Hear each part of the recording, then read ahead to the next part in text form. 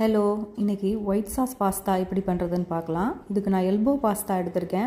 அது தண்ணியில் ஒரு 5 மினிட்ஸ் ஊற வச்சுட்டு அதை குக்கரில் ஒரு 3-4 சவுண்டுக்கு வேக வச்சு எடுத்துக்கிறேன்.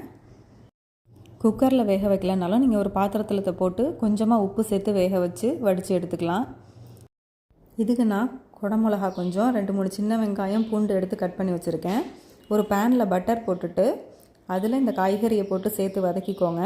அதுக்கப்புறம் 2 ஸ்பூன் கோதுமை மாவு சேர்த்து வதக்கணும்.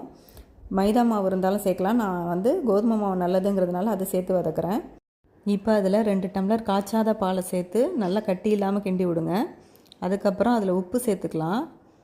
இப்போ அதில் கொஞ்சம் நேரம் கொதித்ததுக்கப்புறம் சில்லி ஃப்ளேக்ஸ், அப்புறம் மிளகுத்தூள் கொஞ்சம் கிண்டி திக்கானோன்னா அதில் வேக வச்ச பாஸ்தாவை நல்லா தண்ணி இல்லாமல் வடிச்சிட்டு சேர்த்துக்கலாம். இட்டாலியன் சீசனிங்கும் கொஞ்சம் சீஸும் தூவி இறக்குனிங்கன்னா ஒயிட் சாஸ் பாஸ்தா ரெடி. நீங்களும் ட்ரை பண்ணி